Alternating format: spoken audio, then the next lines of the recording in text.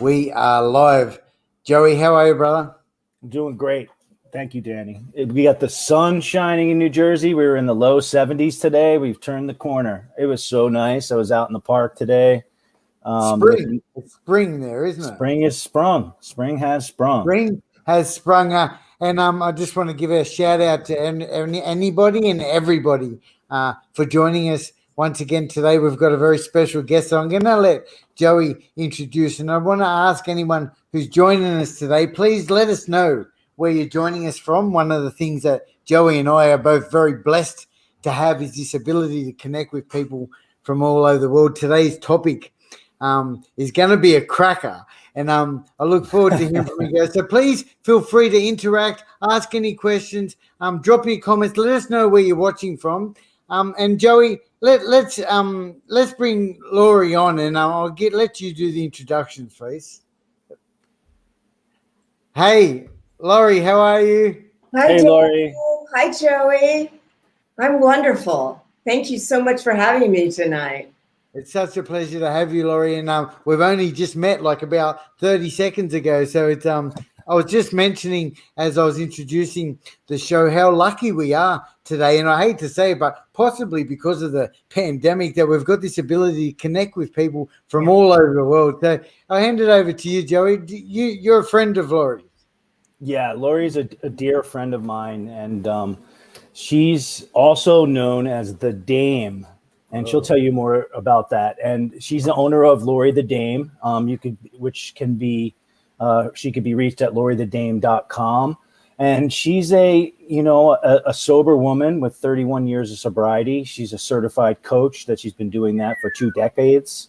And she specializes in the womanly arts and sciences of pleasure and sensuality. And in co-creation with the Dame, women learn how to unleash their wild, sexy, joyful selves through a guided life odyssey practice. A true liberation of love and reclamation of soul is born. Well, that sounds exciting to me. And hopefully we have some ladies out here tonight. And Laurie is going to teach you about the zest for how to plug into that life force and, how she lives life to the fullest. So Laurie, why don't you tell us a little bit about yourself and what you do and why you're here and who you help and why. And we'll start off a good conversation. Thank you. Thank you, Joey, for that introduction. Wow. Yeah, I am here. I am definitely present for pleasure. And, that's been my vision. That's been my desire for the past 20 years. And I recognized that because for women, we weren't given that gift to practice pleasure. It's like our mothers didn't set us on their knees and talk to us about the arts and sciences of pleasure and owning all of that. And so I've been in that wonderful pursuit and practice and education for the past 20 years. I ran a school for the womanly arts. It's where I got certified. It's where I worked with thousands of women that were so interested in uncovering true desires and understanding how relevant sensuality is for them in their life. As women who want to pursue pleasure as a practice, as a life force, as something that they can create and control. I mean, really, at the end of the day, for me, that's all I can really control is how much pleasure, how much fun, how much serenity, how much sanity, how much sobriety can I pack in to the stream of life? Well, thank you, Laurie. Go ahead, Danny. You got something to say about that? Thanks, Joey. Yeah, please let me just jump in for a second and say, Laurie, so 31 years in recovery. Awesome. Was that right?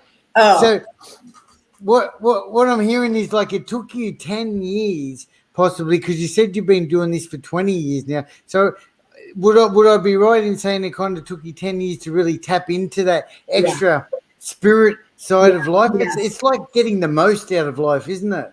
Yeah. And It please was. explain. Sorry, I was just going to say, please explain the definition of sensuality for people like myself. Like I kind of get it, but what is it you're talking about? That Well, thank you. I mean, it's for me. I define it just really expanding all of my senses. And I'm not using it, in a sexual way. Sure. When I was drinking, I didn't even understand about sexuality or sensuality. I just went to bed with everyone. That's what you do when you get drunk. Sure. But when I got sober, I didn't understand that. There was a certain aliveness within my body that wasn't based in shame.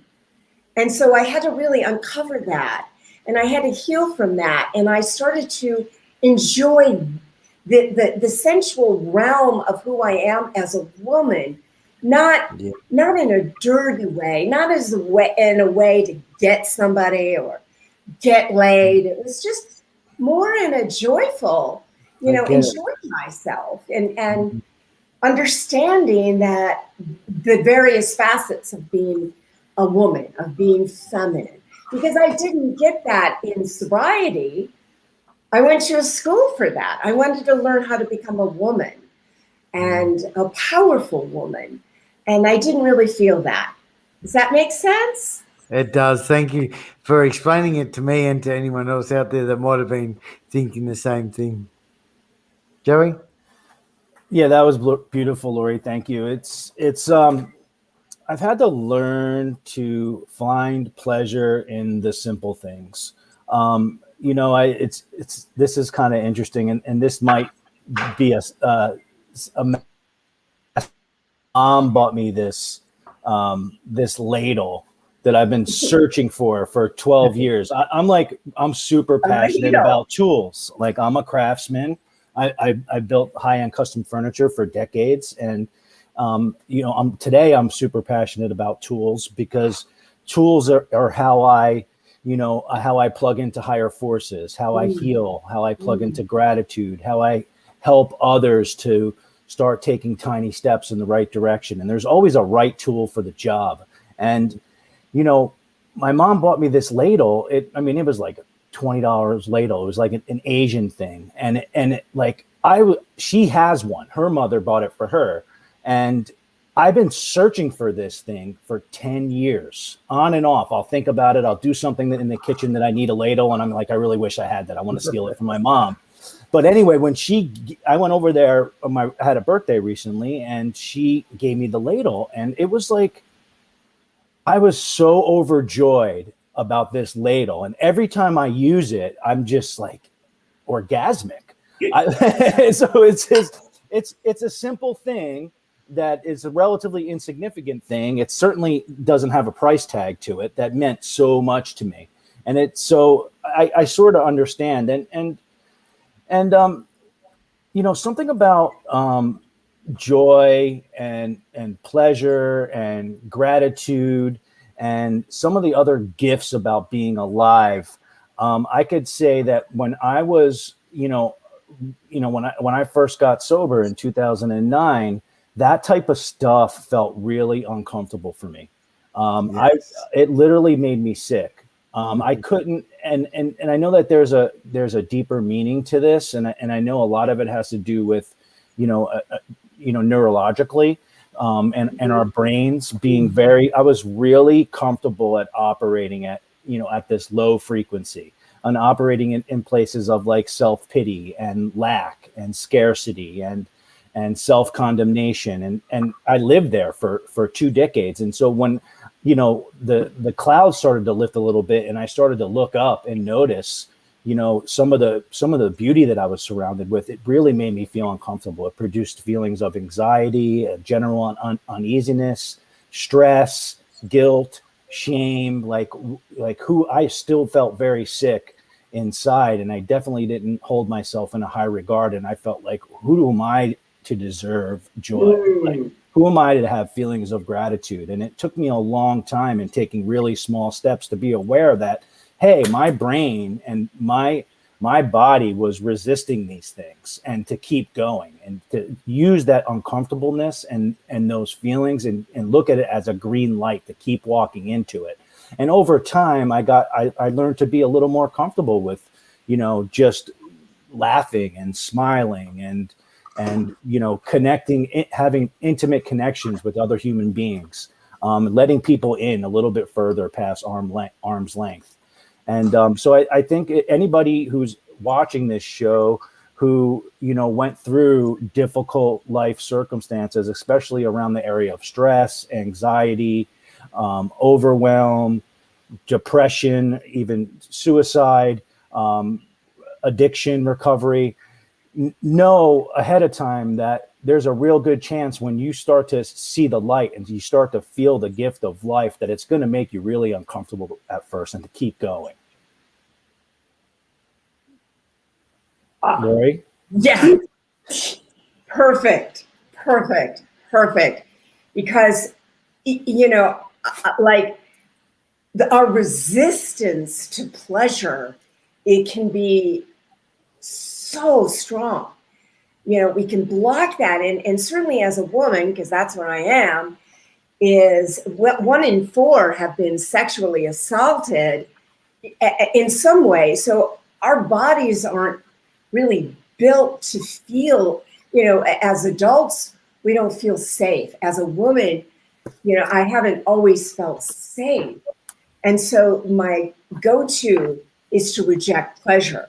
And so I love this whole conversation because it's a practice to receive. It's really a spiritual practice, sensual, sexual. I mean, being someone where, like, my priority in life, everything is spiritual. I have to place my relationship to sensuality, sexuality, all under that heading, so that I can feel healthy and whole and enjoy my entire life and feel really safe. I've worked with so many women who don't feel safe in their body, and they can't experience orgasm. They can't experience, they don't even know that they're not able to connect that because of the wounding. So Danny, when you first got sober, can you relate at all to the uncomfortableness of, like, feelings of gratitude or experiencing joy or finding some pleasure in the simple things of life? Was that uncomfortable for you at first? What's your experience with that? Totally, mate. Like what I'm hearing is, and thanks, Laurie, it's like that spiritually connected, eh? That's what I'm hearing. Like when you're spiritually connected, that's when I can start to discover some of the most amazing things. And you just talked about gratitude then, Joey. That's what I'm talking about, that you can get off on life. Well, I do get off on life often. I often get accused of smiling too much and probably at some inappropriate times and laughing at times. But you know what also reminded me of? Intimacy, and I think that's what's at the heart of all of this, is this fear of intimacy in those early days. Absolutely. Like you said, Joey, like I used to see people holding hands, right? In my early, say I'm 60 days clean, I see people holding hands, I think, get out of it. Like I used to just say, go away. And then I'd hear people like kissing, what do you say, signs of affection in public. I think, get out of my face, And funny enough, like it took me years to get past that, and that is my shit, from the past. Today, or here's another example. I hear someone in recovery, especially having a child, 2 people in recovery having a child. I used to cringe. I used to think, what are you doing? But today I celebrate that stuff. I think it's beautiful. I've got friends who have been married. I've got friends who are having children. I'm friends, my daughter is friends with friends who have got children. It's just the most beautiful thing, and it took me years personally to get connected with that stuff. Maybe it's longer for some and others, you know. Yeah, Yeah, I'll jump in. It's you said the word intimacy, and yeah. Lori said the word intimacy, and I even said the word intimacy, and like Keep I saying. never knew what that meant.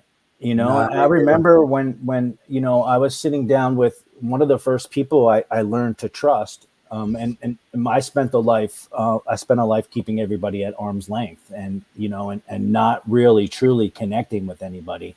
And I guess my defenses were down because I was defeated and I was crushed, and I had surrendered, and I had connected with a woman who was a therapist and a counselor in one of the institutions that I was in, and she sensed right away that I was blocked, and that I was that I had all these defense mechanisms in place, and that I may not have truly known anything about intimacy. And my first thought, like I thought intimacy meant sex, and she broke it down for me, and she broke the word down on a on a whiteboard, into 3 words, into 4 words, into me, see. And what intimacy is really about. And it hit me because I never really understood, but I knew that I didn't want anybody to see inside of me, to see like what I thought about myself. So it's like letting people see the real me, like taking off my masks, getting vulnerable, allowing people closer, not in a sexual way, but just letting people know who I am. And so like intimacy, when it was broken down in that way, gave me a deeper understanding of what that meant. So into me, see. I still struggle with that today. My go-to, my default thinking is to keep everybody at arm's length and not to trust. And usually people are, instead of innocent until proven guilty, the other way around. And running around on the streets and with dangerous people over the years and being in dangerous situations, that served me really well, but it doesn't serve me anymore. And so I have to catch it. And each and every time I choose to get close to somebody or get vulnerable or let somebody in, it feels like a gigantic leap for me. It feels like a risk. This is 11 plus years later of recovery and doing this. My go-to is to keep everybody just far enough. So that's one of the gifts of recovery, is true intimacy with another human being. Lori? Absolutely. And it varies, it's really, that's where the sensuality can come in. Did I leave? Did I lose? No, you're good. You're good. You didn't, I've just highlighted you, Laurie. I'm going to okay. Because, there's so many sensual experiences that I can share with my friends, with my male friends. I just got divorced. It's been a year ago, right before COVID. So, it's a whole new world of exploration, of like creating new male relationships where, sometimes we have crushes on each other and we're enjoying each other and we're flirting with each other. And, just especially in this period of that deepens our relationship and it makes our friendship alive, because really when you're flirting, we're just all natural born flirts. And the definition, I think, which I had always thought when I was drinking, is that, you're going to go to bed, you're going to have, that's the cause and the effect. But really flirting is just enjoying myself in the presence of you two right now. And so that I can be present to feel good, like with my puppy but deepening relationships, even on Zoom, has become a very interesting experiment in my life in the past year. It's crazy the way we've been able to connect, and thank you for that, Laurie. Is it like feeling when we feel good in a conversation, stuff that, because it's beautiful, and I say this all the time, and wonderful tools to become more grateful is to pay people a compliment, But when you get that nice feeling in a conversation, and I could identify it as flirting, or maybe it's not, but yeah, I feel like underneath flirting, maybe there's just this feel good for both parties. Would that be right? Oh yeah, it's healthy. It really helps your immunity. I have an article here. I know Joey probably could break it all down for us. Yep. But the oxytocin levels rise, and I feel alive and connected, and I love that.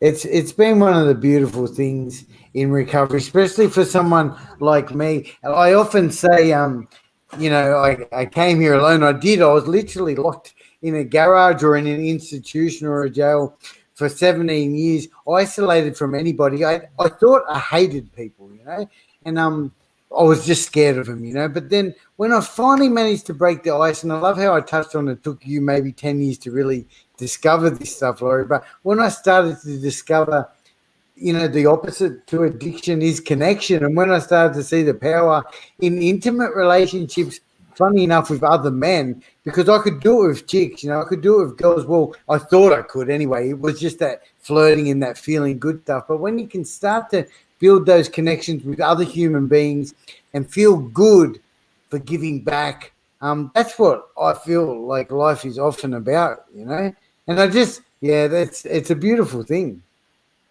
Yeah, I'll never forget the moment when I was newly married. It was right before I started attending the school. My husband, I was bitching and moaning, complaining, and I was victim-y, And he's like, he just looked at me, like grabbed me. He said, "I cannot be responsible for your happiness." Yeah. And that was just a huge awakening. That I, as a woman, had to learn, I had to train myself to find that inner joy, to find that inner pleasure. No, that I had to be responsible for that nothing outside of me, outside of my relationship with my higher power, which is a huge generator of joy. I agree. I can't. I can't depend on other people for that. Well, they're always going to let us down if we start to depend on other people, aren't they? Like my expectations are pretty high, especially, And if I start to rely on other people, well, it's been my experience that I'm let down. What do you think, Joey? My experience is that it starts with self, and some people disagree, but I'm a believer that I can't give or receive what I don't have. So, if I'm looking for love, I need to start with self-love. If I'm looking for respect, I need to start with self-respect. If I'm looking for forgiveness, I need to start with self-forgiveness. And, being kind and gentle to myself and learning to love myself and giving myself permission to be human was completely foreign to me. And I needed to start really, really, really small. I needed to practice. For me, the simplest things, the largest, most powerful things in the world, like connection, like intimacy, like love, like forgiveness, like feelings of gratitude, enter through the smallest things. And, a tool that I used, it was two tools. One was really simple, just simply writing each and every day what I had done well that day. And at the end of the day, it was a stretch because I have a brain that only looks at where I fall short, how I'm not enough, like what I'm not doing that I should be doing, like what I've done that is a problem, or like I mentioned earlier, it's like this feeling of lack and not being enough and being other than and being separate. And I started by writing 3 things that I did well every day. And that is a really simple tool that takes 5 minutes that packed a punch immediately. It gave me immediate results. And I could do that every single day. And each and every day, is my life in miniature. So if I'm looking at what I'm doing well and I'm looking at what I need to be grateful for, I'm plugged into some pretty high forces right there. And I'm engaged in life and I'm engaged in reality. And, part of being in active addiction is this flight from reality. Like my view of myself, my view of other people and the world in general is skewed. So those are two really big tools. And one of the things that I don't know, I don't remember where I learned it. Nothing I say is original material, by the way. I don't think there is any original material. I think it's all remix in one form or another. But I voraciously study people and why they do what they do, and I'm really interested in I'm committed to never ending self improvement. So I always looking for strategies and tips and tools to plug into these forces that does for me what I can't do for myself and fights my lower nature, and I implement in my life and I experiment with myself.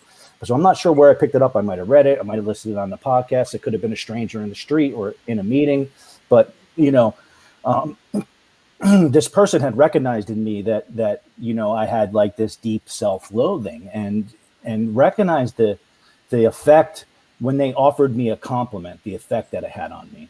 And it wasn't like a giant compliment, but my effect was it was a physical reaction. Like I was repulsed.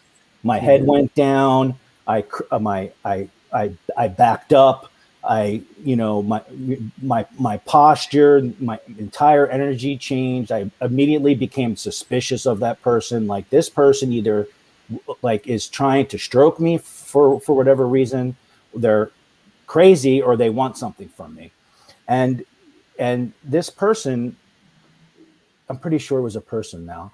He said to me, if you're somebody who is used to operating in that state of mind, and you're learning to practice self-love and learning to be gentle with yourself and giving yourself permission to be human, and when someone offers you a compliment, just simply say, thank you for noticing. Thank you for noticing. And like I couldn't even get the words out of my mouth in the beginning. But sure enough, the most powerful things enter through the simplest things. I kept doing that. And when people paid me a compliment, whether it was, hey, you have nice shoes, or you did a really good job, I just started to simply say, thank you for noticing. And it had a massive effect on me right away. Just thought I'd share that. Thanks, Joey. What do you think, Laurie? Oh, there's so much to think. I think, working with women, I think, let's talk about the tools here. And by the way, Joey, I do want to see your ladle before the show is over. It's beautiful. It's a beauty.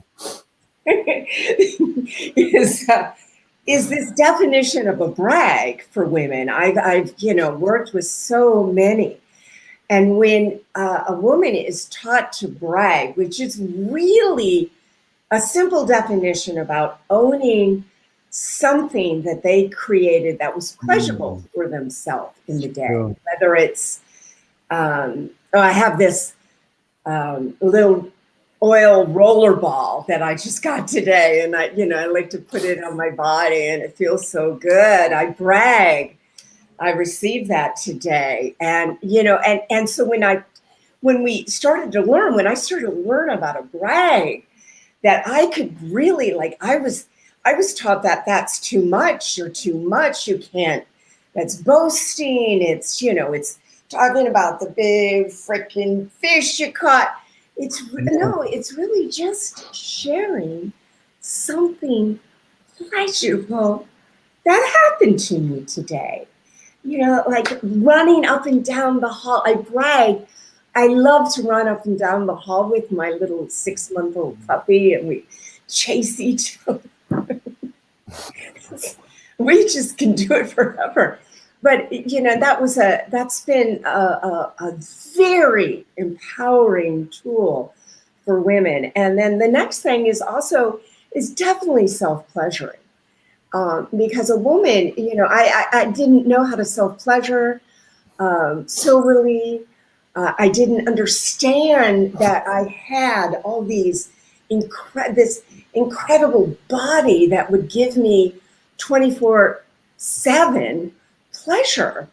And so I really devoted myself many years to the training of orgasm and extended massive orgasm and working with sexological body workers so that my body could feel levels of pleasure that I never believed existed. And I'm very interested in that for women because, I did a special with 60 Minutes. We produced a special at the school. And the stats are like more than like 60% of women call themselves sexually dysfunctional.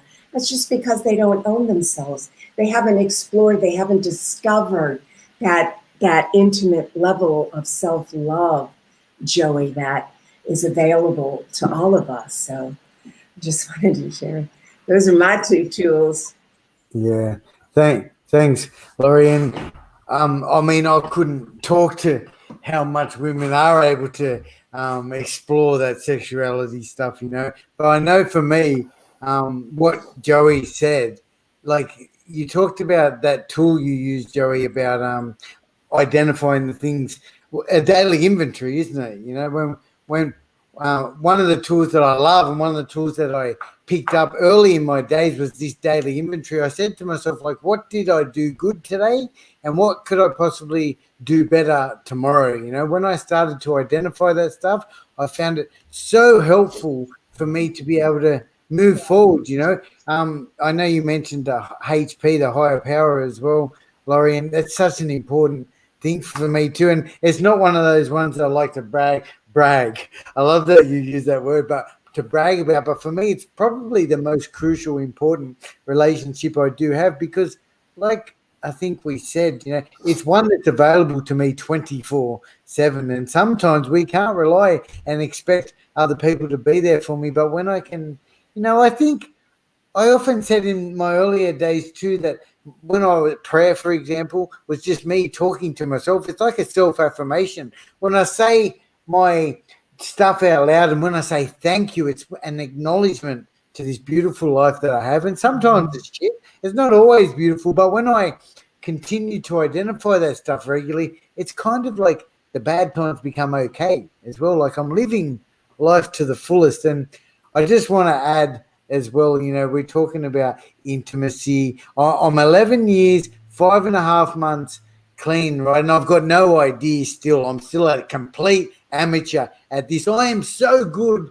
at so many things in recovery, but I am a total novice when it comes to relationships and intimacy. It's still the biggest, and I think for me, it's the last one, and it will be ongoing forever. But I certainly haven't even come close to nailing it yet. I'm single. Because I'm either too picky or whatever the reasons are. I just have not. I'm a horrible person. I can be a horrible person in a relationship, because I've got so much to work on, and intimacy into me, you see, scares the shit out of me. I run off, and I think it's great to acknowledge that stuff. And I know whether you want to acknowledge it, not you personally, but just maybe some of the audience too. It's scary to acknowledge that stuff, but when we acknowledge it, we start to give ourselves a little bit more power over it. Would you say? Yeah. I think that's important. In order to change anything, we need to first, be able to identify it and label it, and then accept it. So those are the first steps to change anything, whether it be, a behavior or anything else. And, Lori mentioned the brag, and it made me think of the name of our show, Own Your Gifts, right? So it's like, this is really about owning the gift of being being human and being alive. And this is what was typically, really uncomfortable for me. And where I struggle most is asking and receiving. So it's, that's where that's the most uncomfortable thing for me is asking for help and then receiving that help. And, what I found was that, and what I believe and what keeps me stepping outside of my comfort zone and trying to align with this infinitely giving universe that is always wanting to give to me if I will just get myself out of the way. I think a lot of what we really need to do is all of it's there, all of it's within, all of it's out there in the universe, and higher forces, call it God, call it higher power, whatever it is that you want to call it. It's all there. We just need to remove our blocks that are blocking us from it. It wants to give to us. It's infinitely giving. I just need to get out of the way and stay present. So, I was thinking about when you were talking, Lori, and I know we're running out of time, but I really I'm interested in you discussing with us, what are your first steps when you meet with a client and she or they or them or him comes in and they're blocked and they are filled with guilt and shame and have no idea that they can't give themselves permission to feel pleasure and feel joy, and they're even if they could, they don't know how. What are the first steps to get them moving in the direction of allowing them to ask and receive? Well, first of all, I always think there's a crack of light in everyone. So in my experience, I look for that light. I look for the light so that we can connect and I can uncover their desires. Not interested in finding out what's wrong. I love the rightness. And so I want to create a relationship that's built on how we find the rightness in their desires, because underneath all of that, we have huge appetites. We're lusting and we're loving and we desire and we're insatiable still. Even as at it, we just want to go higher and higher. So I'm always able to find this thread through so that we can start to play with that. And then there's a lot of exercises that I can co-create with somebody to get into agreement, because agreement is pleasurable control. When we find ourselves right, like Danny, you're like, I'm horrible. I'm a horrible, and we're laughing because we don't know it, we all have that, we all do. It's all true. And the truth is so freeing when we give ourselves permission to just say, how fucked up we are, or how many failures we've had, or or you're not allowed to say that on LinkedIn, Lori. No, I'm kidding. You can say whatever you want. Okay, all right. But is that making sense? Because when I'm working with a woman, I know there's shame and guilt. I mean, that's automatic. But I want to party with the pleasure and uncover that using the arts and sciences of pleasure so that we can start to open up. And when a woman is open, it's like we own the world. When a woman owns her beauty, her essential, we own the world. That's a place where we can feel beautiful. And there's a lot of little inroads.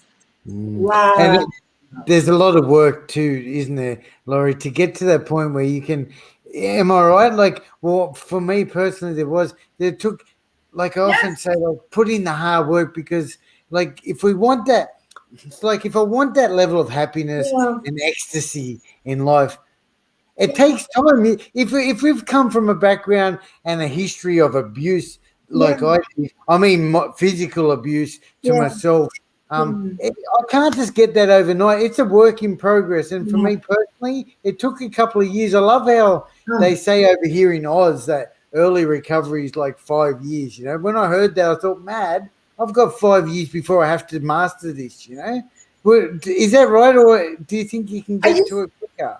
I just think I feel like I'm just beginning. I'm 16. Yeah, good.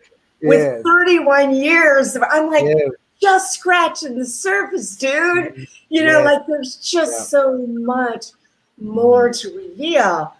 Eternal vigilance. I love that. Yes. That's what I have. I'm like, It's recovery is I'm a not going journey, not a destination, isn't it? It's a No. journey, isn't it? Forget no, about the end. Yes. no. It's like just every day is a new birth. You know, Yes. like, I've known Joey's been my like big blessing for the past year. We met in COVID, and Yeah. I've just grown to love him so much. And I've had some really tough conversations with him that I had to tell my truth. And that's what my lagging skill is, to tell the truth to a man, because my father was an absent alcoholic, Sure. to give voice, to hear, to unmute and not be silent and share my true desires with a man is huge. Big deal. It's a big deal. Yeah, I think that what Danny was hitting on, and like I need to know the truth in order to be able to give it a voice, and that's where the hard work comes in. And I something that I hear often, and I'm a firm believer in is there's not a magic bullet. Like certainly, like I've seen and I've had quantum leaps in recovery and in my personal development journey, but really it's lots of really, really, really tiny steps that are compounded over time that add up to a whole lot. But the saying that sticks in my mind when we talk about this is, and again, insert whatever you want here. I for lack of a better term, I'll call it God. But God will move mountains, but you're going to have to bring a shovel. And so shovel's a tool. And I told you what turn me on. And so what we usually like to do at the end of each show is share a tip or a tool or a strategy or an exercise, simple, quick, effective exercise to plug into this life force that we're talking about here. The good stuff that are gifts of us being alive. So do you have a tool you want to share with us, Danny, today? Mate, it's like I almost forgot about this part of the show, but Joey, and it's like I want to throw something different, but I'm thinking about that process, from the pain, from the obsession, the insanity of the early days, and to getting to like this, we won't say a peak of happiness and gratitude, serenity, spiritual connection, but how do you get there? And I think patience, give time.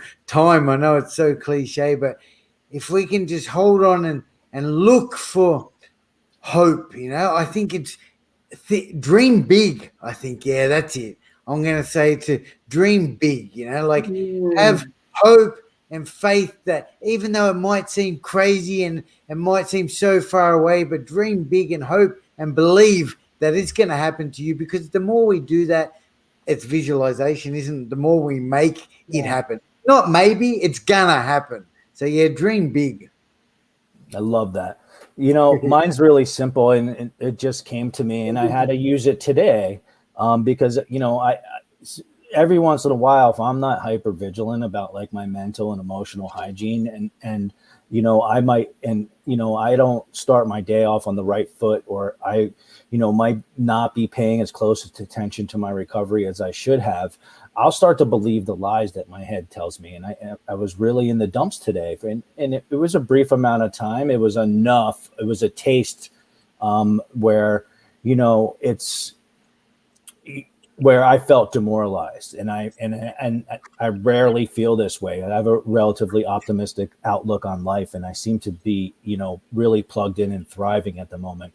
But it was like I felt defeated, and so what I did is I looked up.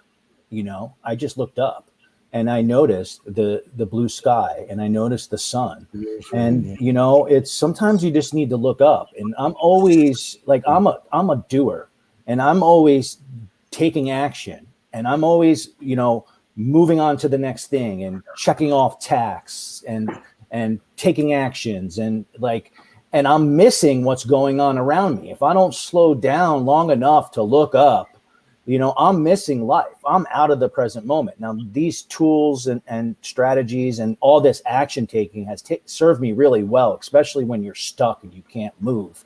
But my work is really about today is about trying to stay more in the present moment and to look around.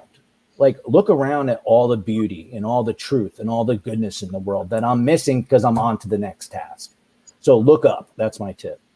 Wonderful. Laurie, what have you got for us? That was really cool. This is really cool. I love it. I immediately think of the art of putting exquisite attention on someone else. And just completely focus your attention. And I want to share immense gratitude for the opportunity to have witnessed Joey in the past year quit his job and create the most glorious coaching. He's so amazing. I mean, I could just go on and on and on. It's absolutely been extraordinarily inspiring to bear witness to this magnificent transformation, of a coach, Joey, that you were born to be. And in 1 year, what you've accomplished is, I'm just gonna keep putting my attention on you. On my on cue, I will say thank you for noticing. It wasn't too long ago where that would make me crawl into a hole, and I appreciate your kind words, Lori, and your love and support, and Danny, we got a good thing going on here, and I really love.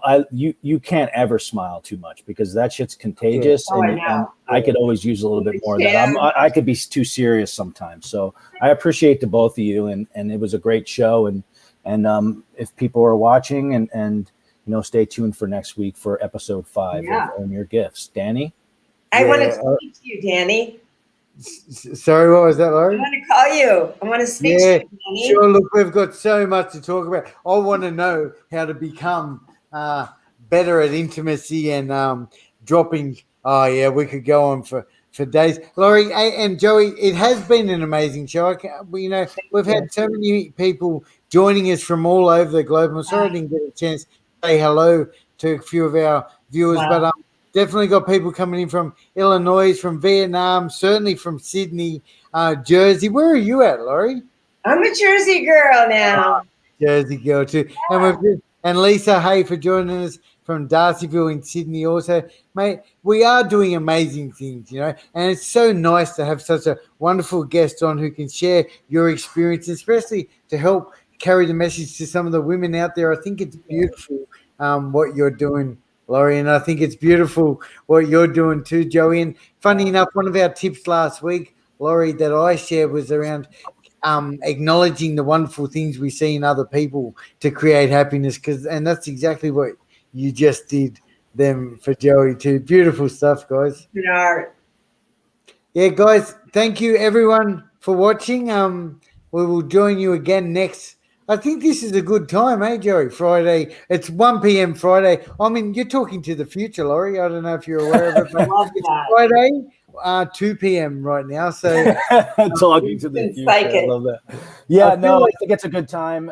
What is it? It would be Thursday nights, 9 p.m. Eastern Standard Time, which would be 6 p.m. Pacific Standard Time, and of course 1 p.m. on Friday, over there on the other side of the world in Sydney. It is. So I've already had a couple of meetings with a lady in New York today, and also a lady in Canada. So it's just amazing, this new connection we've got. Yeah. Guys, we better go. I've got another meeting on in 10 minutes. Okay. Thank you so much, Laurie. Please feel free to connect, and let's chat again. Until next week, guys. Thank you. Thank you. Thank you. All right. Stick around for a sec, Laurie. Bye, guys. I'll just end this broadcast.